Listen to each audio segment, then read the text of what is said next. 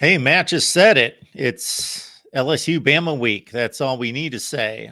It's probably collectively over the last 15 years been the most important game in college football. And it once again hits that mark, probably the SEC Western Division on the line. Matt Mosconis here from ESPN Radio, Baton Rouge, New Orleans, all over Louisiana. After further review is the show. Matt, we always appreciate talking to you. How's it going? Hey, Mark, going good, man. I think you said it right. This is LSU hasn't always held up their end of the bargain as far as the wins and losses, but really since Nick's been back in Tuscaloosa, this has been the premier game in the SEC, if not the country. So it's good that this year has meaning as well, because the way the first month of the season went, it didn't really look like that was going to be the case.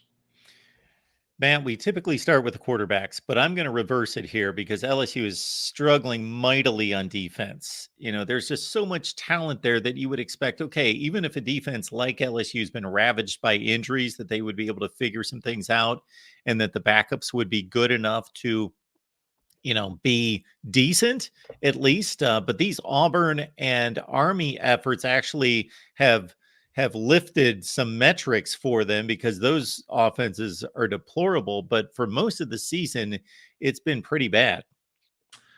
Yeah, Mark, that's why you're good at what you do. Because as great as Jane Daniels is, the LSU offense is going to do what they've done all year.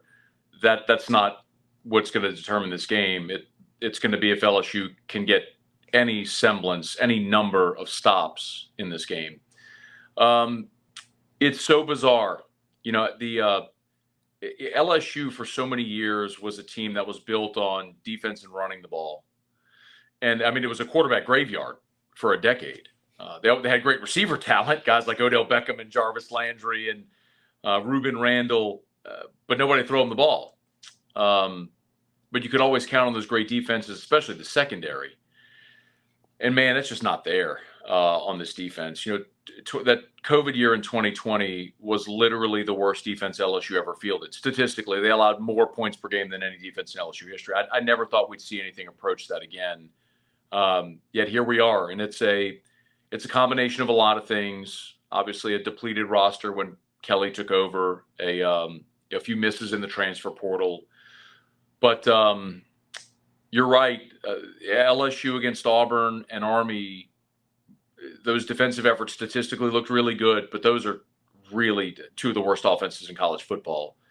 When LSU's gone up against teams with good athletes and with really competent play callers, it's been a struggle. And maybe the biggest mouthful I could tell you, Mark, is when you think about LSU as with that DBU moniker. I'm not trying to get into that debate of who's the real DBU. It's a fact that LSU is in that conversation because they produced amazing defensive backs for 20 years now. I don't think there's a single defensive back on this team right now that is a draftable NFL prospect. Not saying first round, that's even draftable. And that's hard to believe at a place like LSU. Yeah, so at this juncture of the season, it's not going to get fixed, but there are ways to possibly, scheme up something to make it difficult. I guess the fortunate side of this is that Jalen Milroe could have a huge dynamic game, and he's a great deep ball thrower, but he's not Tua Mac Jones that's just going to carve it up and be precision. So his 10 for 20 could do a lot of damage, but he's hot and cold. So there's some hope that he's off. Bingo. I think ever since LSU had this 3-game stretch against Arkansas, Ole Miss, and Missouri, where it was as bad a 3-game stretch as you could ever imagine in LSU defense. The Ole Miss game that LSU lost there in Oxford, LSU allowed 711 yards. It's literally the most yards an LSU defense has ever allowed in a game. Just marinate on that for a second.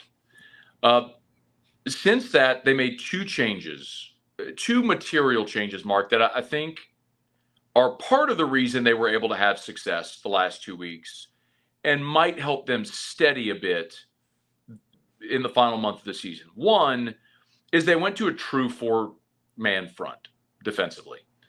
The most talented group on this defense is the defensive line.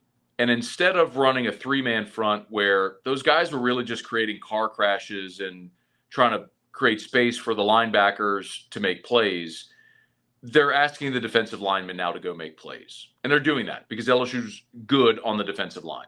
That's one. Two is they found a home for Harold Perkins. Perkins was incredible as a freshman, as an edge rusher. He wanted to be an off-ball linebacker. Think Devin White. He wanted to be an inside backer. So, Mark, they spent the entire offseason. You and I talked about this in the offseason. Spring, fall camp. Harold Perkins was an off-ball linebacker. And the first game against Florida State, it was evident he wasn't going to be that. So what they've done is they've moved him into this nickel Sam role. And the reason that's helped is instead of sort of him learning a new role every week based on the opponent, he knows where he's going to be, and it's allowed him to play fast again. So you've seen Perkins really over the last month start stuffing the stat sheet again.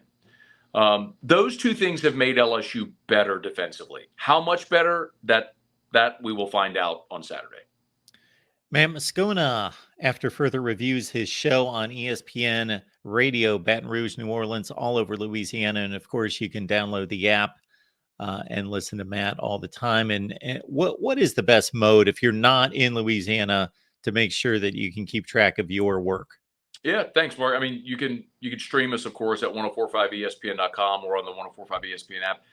We stream our show live on YouTube as well, so the 1045 ESPN YouTube channel.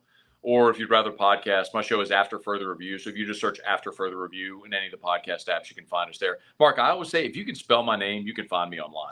So, I mean, there's a lot of vowels in the last name, but if you can spell it, you can find me. Well, I got to say that the first few times we had you on here, I had some issues spelling it. I always had to check the O's and the A's and make sure that they were in the right spot. But I think I got it sometimes now. I still have to make sure the O's and the A's are in the right spot. But I tell you, folks, that after I do this all day, the last thing I want to do is college football and listen to people talk about college football. So I've listened to very little. You know, I want to listen to music or do something else or catch up on the world. But Matt's a phenomenal listen. Again, if you want to be pushed to tears or laughing your eyes out, you know, it runs the spectrum. It's great stuff. Thank you. Absolutely. The offense, you know, you kind of laid it out there because as soon as you said, you know, the offense is going to do its thing, I kind of did the check mark, you know, the quarterback, the offensive line. Yeah, they're really all really good players and executing at a high level. This is, I'll put it to you this way, Mark. If Joe Burrow had never existed, this would be the greatest offense in LSU history, statistically. Burrow had the single greatest season in college football history. I mean, the man threw for over 5,000 yards and 60 touchdowns. I always laugh, Mark. People are like, hey, man, so Dan, is he like the next Joe? When are you going to get the next Joe Burrow? You're never getting another Joe Burrow.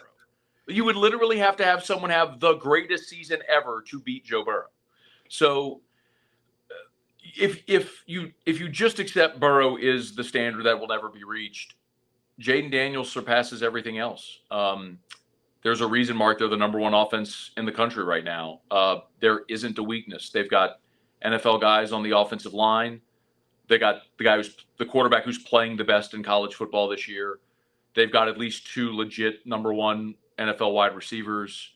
Logan Diggs is an NFL running back. I'm not telling you that he's a first round talent, but it's a dramatic upgrade over what you had a year ago. And Josh Williams is a fine college football player, but you can look at the two guys and realize there's just a talent gap between the two of them. Mason Taylor at tight end is probably the best tight end in the SEC, not named Brock Bowers. So there just isn't a weakness on this offense. They're deep, they're talented, they're experienced, they're in sync with offensive coordinator Mike Denbrock. It's why they are producing at the level they are.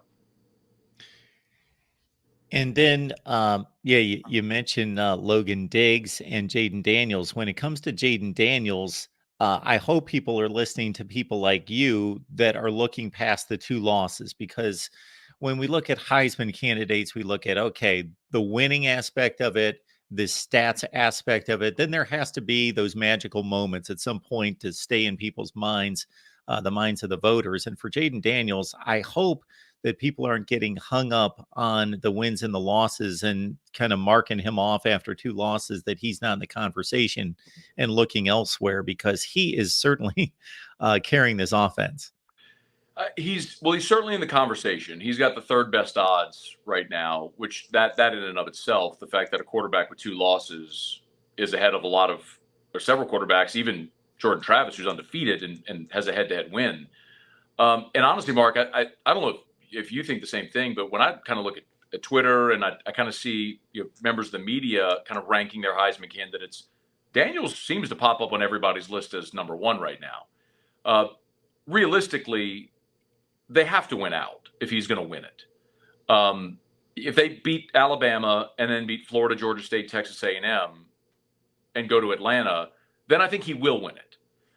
I'm not sure that they're going to be able to win out, though, Mark. That's the problem, because the defense is such an Achilles heel for this team. And right or wrong, voters tend to be followers. And a lot of people want to vote for the winner, and you tend to eliminate players based on wins and losses. Now, Jaden's losses both came early. So if they keep winning, I think he'll win it. If they win out, I think he'll win the trophy. If you want to comp, the best comp is RG3. RG3 was on a 9-3 Baylor team that their defense was atrocious.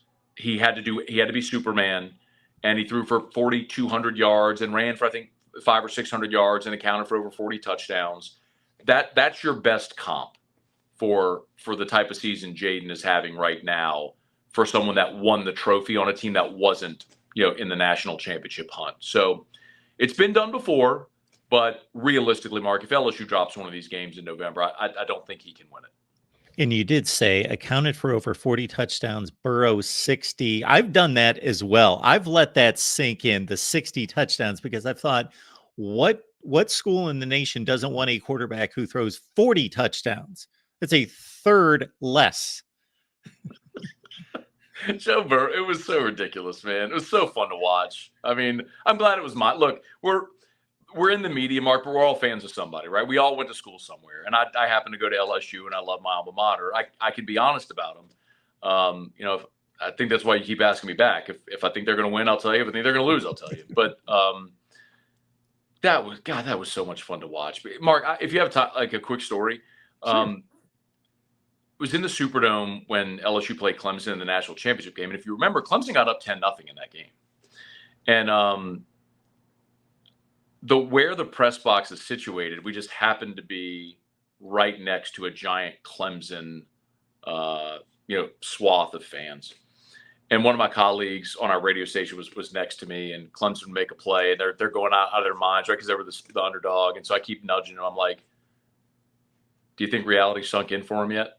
And the guy's like looking at me like, what are you talking about? And they're winning. They'd score again. Do you think reality sunk in yet for him? And then, of course, what happened at LSU. And as the game goes along, you can see the elation, just like the reality set in, that LSU was this unstoppable force. Like it wasn't going to end well for you ever against that team. And as the game went along, it was like, you think reality set in? And finally, my buddy next to me was, yeah, all right, fine, whatever. But the coronation was always inevitable with that team. And man, it was a lot of fun to watch. And Matt, by the way, I do have you on because you tell the truth, but you also say it, you can speak it pretty well too. It sounds pretty. So that helps. Hey man, I've had a lot of years of practicing talking. Ask my wife. This game also typically means something in the recruiting battle. Do you think that's going to hold up this year as well? Yeah, good question. I do. This weekend is significant because the visitor list at this game is going to be big. And LSU right now has a chance, Mark. There's two things that are kind of lingering. Number one, Bryce Underwood, who's the number one player in the country, quarterback out of Michigan for 2025. This is really a Michigan LSU battle, and he's set his announcement date for January. And man, if LSU goes on the road to Tuscaloosa and wins this one, while Michigan is embroiled in their scandal, and let's be real, I don't know if you agree with this, Mark. I think there's a real chance Jim Harbaugh isn't back next year. I mean, we know he's got eyes for the NFL as it is. This may accelerate that. So I think that's huge. And the other thing too is what's going on in College Station. There's a few A&M commits that have still been flirting with LSU, a couple of 5-stars, Terry Bussey among them, Dominic McKinley. And if A&M, let's say A&M loses at 11 a.m. Central to Ole Miss and LSU beats Alabama, and you can continue to see these programs doing this, right? Opposite directions. I think you could see LSU flip more A&M players. They just flipped 5-star offensive tackle Weston Davis over the weekend, and there could be more to come. So I do think I never think a recruit makes a decision based on one game, but it could be the sack of bricks that breaks the camel's back, if that makes sense. Yep. Matt Moscona, after further review, ESPN Radio Baton Rouge, New Orleans. So your show is, I don't want to get the times messed up. I'm 3 to 6 Central, but man, you know how people consume now, Mark. You can watch us on YouTube, you can get our podcast. Just people consume whenever they want. Whenever people watch or listen, I'm always grateful. Awesome. But we're live 3 to 6 Central. Matt, we appreciate you being here. I know that this is always a wild week, as you know, basically every week is for somebody like you that's covering LSU sports, top to bottom, the Saints and everything else that you talk about. So appreciate you making the time. It is rarely boring around LSU, Mark. That's for sure.